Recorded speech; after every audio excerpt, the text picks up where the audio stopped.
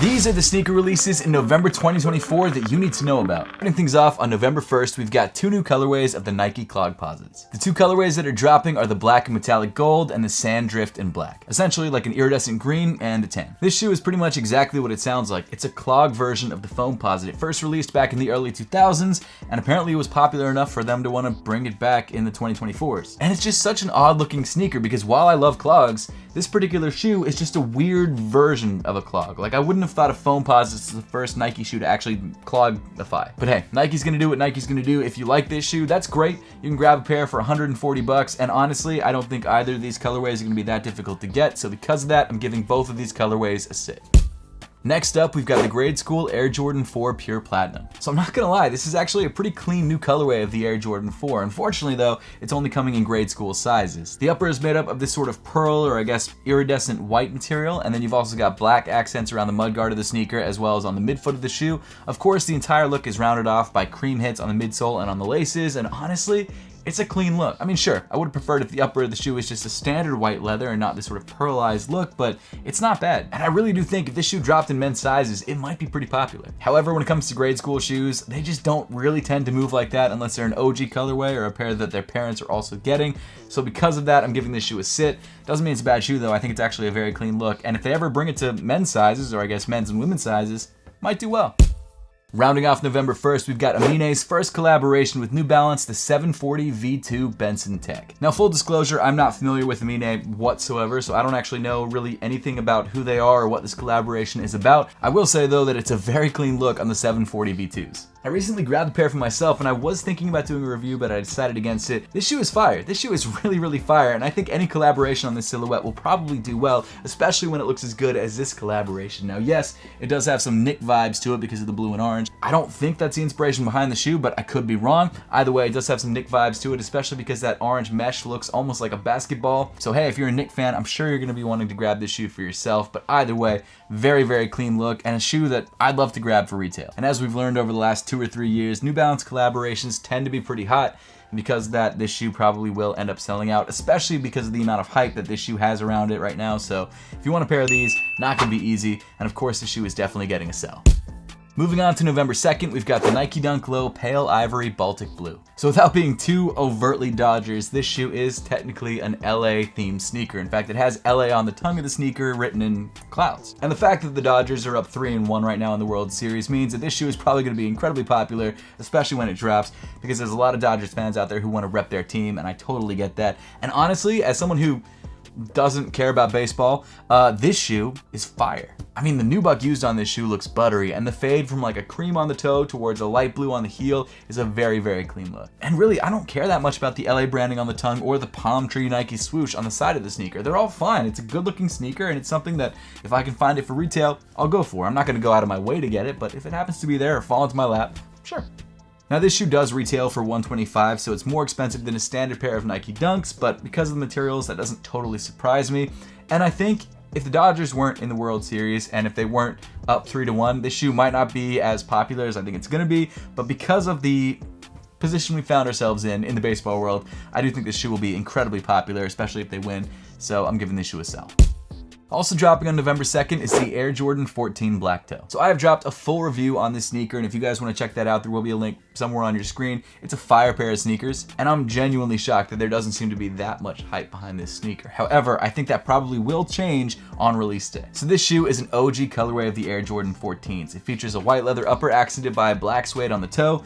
That's the reason it's called the Black Toes. And if you're looking for a pair of Air Jordan 14s, this is a great way to go. I mean, sure, the shoe is expensive at $210, but I don't think it'll be that difficult to get. So if you want to grab it for retail, I think there's a good shot. In my opinion, the Air Jordan 14 is one of the last great Air Jordan retros. I mean, yes, the 15s are fine, and the 16s are fine, and the 17s are fine, but when you think of Air Jordan retros, you mainly think of 1 through 14. Some people only think of like 1 through 12 or 1 through 13, but I think the 14 should be included on that list. It's a very clean and classic pair of Air Jordan sneakers, and while I don't think it's gonna fly off shelves, like I don't think it's gonna be impossible to get, I do think it will sell out quickly-ish, like in the first day or two. So because of that, I'm giving this shoe a sell, and I'd say if you want it, don't wait. Pick it up when you find it, because I'm sure it'll be sitting in Foot Lockers like a day or two after release, but maybe not that much longer. Right there. Next up is Pharrell's collaboration on the Adidas Adios Evo Pro 1. So at first glance, you might be like, that's just a regular marathon running sneaker. Why do I care about this release? Why do I want to spend $500 on this release? Because yes, this shoe is $500. Well, the reason that some people might want to spend $500 on this sneaker is that this is by far the most limited shoe in today's video. It's limited to just 85 pairs. This was actually the silhouette and the colorway that Pharrell wore when he was a torchbearer for the Paris Olympics. And now this racing super shoe is finally available to the public. And yes, there are only 85 pairs and they're $500 each. Now sure, $500 sounds absolutely absurd for a retail price for a pair of sneakers, but there's a lot of tech packed into this shoe. I mean, think about the Nike Zoom Alpha Fly Next Percent 3s. That shoe's $280 and it's one of the best marathon running sneakers out there. This shoe apparently is lighter than that shoe, got more tech specs crammed in there. I don't know how they crammed it in there, but there's more going on. And it's also stupid limited. And aesthetically, it's not bad if you like that sort of marathon runner vibe. And aesthetically, it's not bad if you like that sort of marathon runner vibe. I know personally I'm gonna try and grab a pair just purely for a video because I think that'd be a fun video to do. But this shoe is ridiculously limited and your chance of getting a pair is probably next to zero. Now obviously if the shoe wasn't tied to Pharrell and wasn't stupid limited, it probably would have no hype behind it whatsoever except for the running community. But because of the situation surrounding this shoe, in my opinion, this shoe will absolutely sell out instantly. I don't know anything about the release procedures. It might only release in the Confirmed app. It might only release in stores. I have no idea. If you're interested in this shoe, you got to do some more research on it, but it's stupid limited. That's all I can say. It's very, very limited. Then finishing off November 2nd, we've got the JJJound Asics GT 2160s. JJJound is a Japanese brand that's collaborated many times on New Balances, and of course all of those New Balances not only sell out, but sell for crazy money. I don't know if that'll be the case with these Asics, but it honestly wouldn't surprise me. And usually their collaborations are pretty understated, and that seems to be the case with this JJJound Asics GT 2160. Now from what I can tell, it seems like there are two colorways dropping, a white, silver, and green colorway, and a black, silver, and gray colorway, and both of these colorways are, again, pretty simple, but very clean. If you like that Asics running sneaker aesthetic. I mean, if you're not into that aesthetic, you probably don't like these sneakers at all, but either way, they're cool. The GT 2160 is a pretty solid Asics silhouette, and if you haven't tried a pair of Asics before, I think this is a great way to jump in, especially if you're a JJJound fan. Now, the retail price for both of these colorways is going to be $150. That being said, they're probably not going to be that easy to get for that price. So realistically, if you want a pair of these, you will probably have to pay resale. But I do think both of these colorways are clean, and personally, I guess I'd prefer the white colorway, but the black one's also super, super clean. And obviously, I think that both of these colorways will end up selling out. Continuing on to November 5th, we've got the Converse This Is Never That 1-Star Pro. Speaking of understated collaborations, this collaboration is ridiculously understated. I never even realized this is a This Is Never That collaboration until I read on Nike's website that this is what it is. And not that it is never that. That was a bad pun, but you know what? I'm gonna leave it in. The shoe comes in sort of a forest green canvas upper accented by white hits on the 1-Star logo and also on the midsole. And honestly, it's a $90 pair of Converses. If you're into Converse, if you're into This Is Never That, this is a great shoe to go with, but I don't know what the hype is gonna be like for this shoe. It could be crazy, but I don't think it will be. So for that reason, I'm giving this shoe a sit. Also dropping on the 5th, we've got the Nike Air 180 in black and white. Originally designed by Tinker Hatfield, Nike has reintroduced this sneaker and it's become a very popular silhouette in the 2020s. This colorway comes in a primarily black upper accented by a white Nike swoosh, and of course, like I said, the colorway on Nike's website is called the black and white colorway, even though it seems like the primary accent colors on this shoe are blue and green. A lot of you guys call me colorblind in the comment section, but some of these colors are tough, man. I'm really not colorblind. It's a clean colorway on a clean silhouette. I'm sure some of you have nostalgia for this shoe, but I just don't think this shoe is gonna sell out.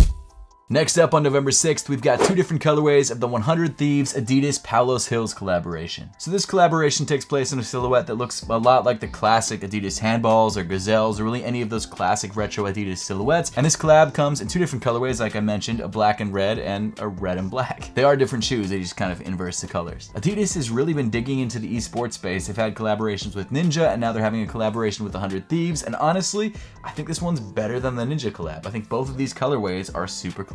I think if I personally was going to grab one of these colors, it would be the black, white, and red. However, that red, white, and black is also pretty clean. And they're both only $130, so the price point is not that nuts. In terms of hype, I don't know what the hype is going to be like. I don't think it's that crazy, so I think if you want a pair of these, it shouldn't be that difficult. But I don't know if they're going to sit around for a month. If I had to guess, I think these shoes will probably be a sit for most sizes, but who knows? Continuing on to November 7th, we've got the Nike Dunk Low Next Nature N7. So this shoe is another one of the yearly N7 sneakers that Nike releases. This time around, it's on a pair of Nike Dunks. It's also a Next Nature Nike Dunk, which means it uses some sort of sustainable or recycled materials. And the colorway of this shoe is pretty clean. You've got a white leather upper, some tealish blue overlays, you've got black, you've got red, you've got cream even on the midsole. It's clean. I don't know what the popularity is going to be like on this shoe. I'm assuming it's going to be popular, more popular than most other Nike Dunks, but probably not insanely popular. So because of that, I am going to give this shoe a sit, but it's still a fire sneaker.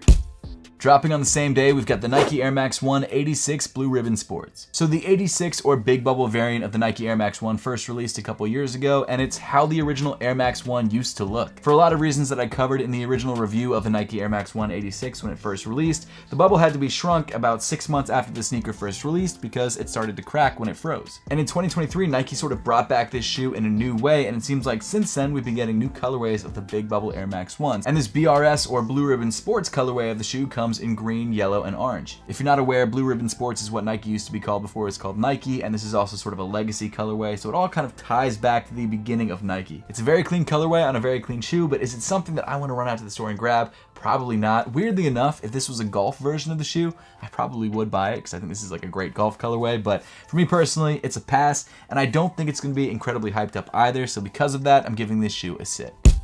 Next up, we've got the A$AP Rocky Puma Mastro 3D. So this shoe is one of Puma's, if not Puma's first, fully 3D printed sneakers. And it's got this insane hexagonal sort of alien monster vibe to it. Now this shoe first released in a red and black colorway, and it looks like now on the 7th we're getting a black and green colorway, and personally I think the black and green colorway hits a little bit harder and is a bit wilder looking. I tried to grab the first one when it dropped, but I honestly forgot about the release, and by the time I got to it, like an hour later, they were gone, so unfortunately, I couldn't get it, but maybe I can grab this black and green pair. I think it's fire. I have a weird thing for 3D printed shoes. I love them, and I think this shoe is just an amazing version of a 3D printed shoe. The sneaker retails for $250, and most likely will be pretty limited because 3D printed sneakers right now are not the fastest sneakers to make, and I'm sure there's not like a lot of size options available. I actually don't know because I missed out on the original release, but that's my guess. It's a wild one-piece 3D printed sneaker that looks like a blast to rock. I'd love to try it out, and hopefully I can, but most likely it's going to be difficult to get, and it's probably going to end up selling out.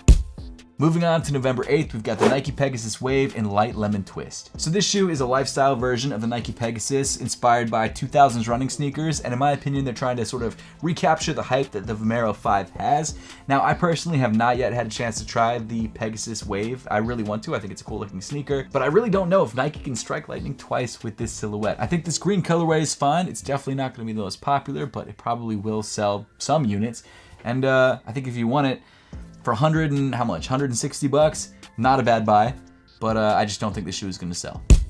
Jumping ahead to November 9th, we've got the Air Jordan 9 Olive. This colorway is one of the original colorways of the Air Jordan 9s, a shoe that released when Michael Jordan traded in basketball for baseball. Unfortunately, unlike Deion Sanders, who was able to go to both a World Series and a Super Bowl, Michael Jordan was not able to go to a World Series and the NBA Finals, just the NBA Finals. But you know what?